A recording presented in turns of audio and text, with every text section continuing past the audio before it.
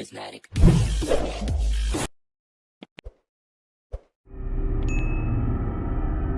Karibu tena Maira Online TV, mimi ni Tumaini Sekadodo. Manchester United wamelazimishwa sare ya bao 1-1 dhidi ya West Ham katika mchezo wa ligi kuu England uliokuwa na drama kubwa hadi dakika za mwisho.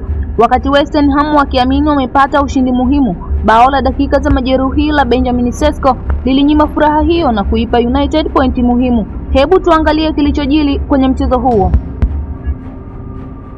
West Ham walinyima Manchester United ushindi wa 5 mfululizo chini ya kocha Michael Carrick baada ya sare ya 1-1. Bao la Thomas Sauke halikutosha kuwapa ushindi huo, kwani Benjamin Sesko alifunga bao la kusawazisha dakika za majeruhi, likiwa bao lake la pili dakika za mwisho tangu aanze kutokea benchi katika mechi 3.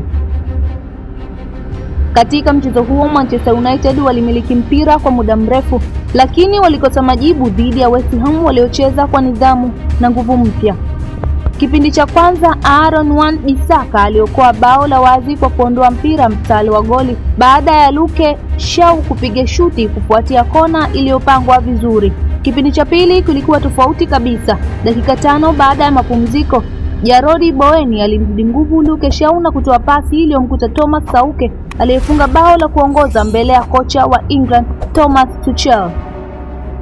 Manchester United walidhani wamesawazisha dakika ya 62 kupitia kichwa cha Casemiro, lakini bao hilo lilikataliwa na VAR kwa madai ya offside nyembamba sana. Kupoteza pointi kwa West Ham kunatoa nafasi ya Nottingham Forest kujiondoa zaidi kwenye hatari ya kushuka daraja wanapocheza dhidi ya Wolves. Manchester United wanaendelea kubaki nafasi ya 4 kwenye msimamo wa ligi. Kocha wa West Ham Nuno Espirito Santo alisema timu yake ilistahili kupata ushindi kutokana na nafasi walizopata mwishoni mwa mchezo, lakini aliisifu timu yake kwa kiwango kizuri walichoonyesha. Aliongeza kuwa walicheza vizuri, waliidhibiti United na walikuwa na nafasi kadhaa za kufunga bao la pili ambalo lingehitimisha mchezo. Kwa upande wake kocha wa Manchester United Michael Carrick alisema ingawa hawakuwa kwenye kiwango chao bora, uwezo wa kupambana hadi mwisho ni jambo chanya. Hisia ni mchanganyiko, alisema Carrick. Hatukuwa bora kabisa na West Ham wanastahili pongezi kwa jinsi walivyotunga nafasi, lakini wachezaji wangu walionyesha hamu na kupigana hadi mwisho. Aliongeza kuwa kufunga bao la kusawazisha dakika za mwisho ni ishara nzuri ya morali ya timu, na katika kipindi cha mechi 5 zilizopita kupata sare moja tu ni jambo la kujivunia.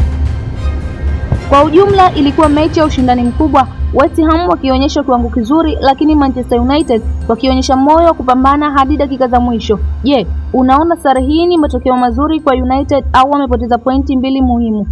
Usisahau kusubscribe, kulike, kushare na kuacha maoni yako hapa. Mimi ni Tumaini Sekadodo na hii ni Maira Online TV.